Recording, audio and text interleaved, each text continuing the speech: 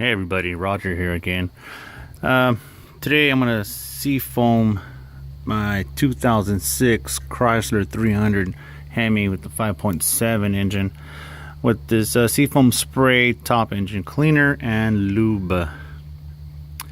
We'll be spraying it through the throttle body. This is right here. All we did was loosen up the screw, pulled it off. Go through here. If you remember my last video, I seafoamed this vehicle using my vacuum line, which is back there, which was a pour-in seafoam liquid. This one's a spray. Comes in with the little handy straw thing. All I'm gonna do is put it about right here. So it's about a 1/4 inch off.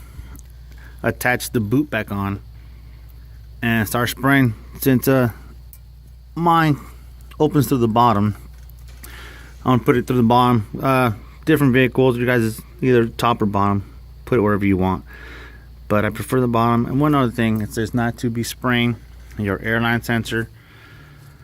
It says not to spray due to the fact that it will throw a code on in your vehicle dash.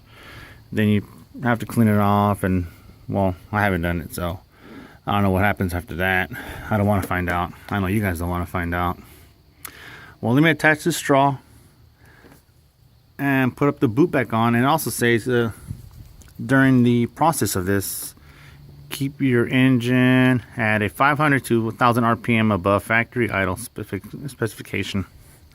Well, since I'm by myself today, again, my helper's at school, I'm gonna rig something up in the throttle inside the vehicle and try to keep her at 1000, above 1000 as I start spraying. Well, let me go rig this up and we'll get back. Alright everybody, I got the RPMs at about 2000. I got my seafoam bottle sprayed up.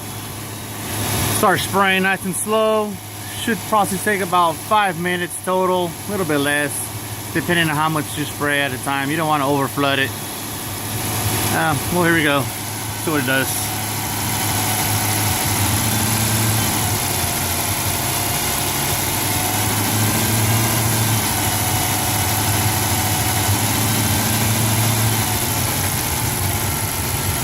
Yeah, you don't want to overspray it because then you will kill that motor and shut it down, start all over. One thing while you're doing this, especially with the spray, you do not want to leave your boot off or your air filter off. You don't want to airlock your motor. That's not good at all. For those that have done it in the past, you know how hard it is trying to bring it back alive. So just go ahead and bring it back, make sure it's nice and sealed. Until I tighten up that clamp back up. Not all the way, but it's completely sealed. We're not having much of an air leak in there, so try to keep your vehicle sealed at all times. Well, that was the last of the can. Sprayed it all down. Another thing, as I was telling you guys, kind of where to put it. Put the straw and that little hook that goes into your throttle body. Back of this can is also the kind of gives you a picture. Oh, let me clean that off a little bit. Picture reference of where to put your hook guide and your tube, about a 1/4 inch, and from where your air intake boot would be at your idle control and your throttle shaft. Make it a lot easier for everybody.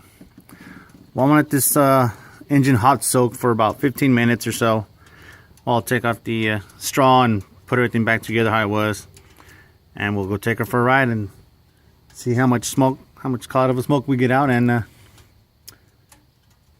well, let's see what happens after this. Another thing was that I can't stress out enough is while you're using these products in your engine or on your engine or whatever you're doing to your vehicle, always do it outside in the well ventilated air area. You don't want none of this stuff in your garage. You don't want to do this inside your garage at all with the door shut, or even if it's open, because those fumes, you know, they travel back. You don't want those creeping into your house. especially if you got little ones in the house. You don't want them smelling all that stuff. So let's pull out to the driveway or out to the street and do it there. Today's a good, according to his flag, good air. So I was okay today. Whatever was coming out of that exhaust was blowing out to the side. Alright everyone, it's been about 10-15 minutes already. Let this seafoam soak into the motor. We're gonna take her out for a ride. Now we're gonna see all that cloud of smoke. It's gonna come up off the sides. You'll see in a few minutes. If it doesn't happen anytime sooner.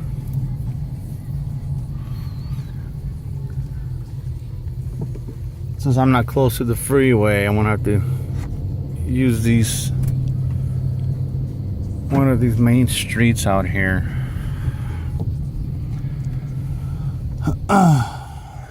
Well, hopefully there's no cop out here watching me filming this with my phone up in the air. A good little straightaway. Well, here we go. Start seeing we're at about 20 miles an hour. We'll see if we start seeing any cloud of smoke out in the back.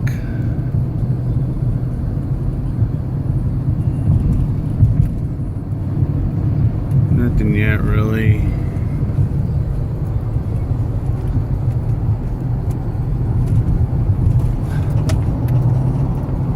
Oh, starting hearing some stuff and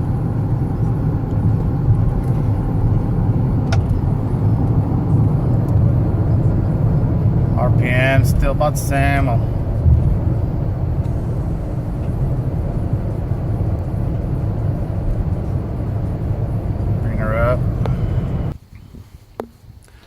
Well, I've driven this vehicle for a couple miles now, and we got a little bit of smoke out of the back. Guess it wasn't as dirty as it thought it was.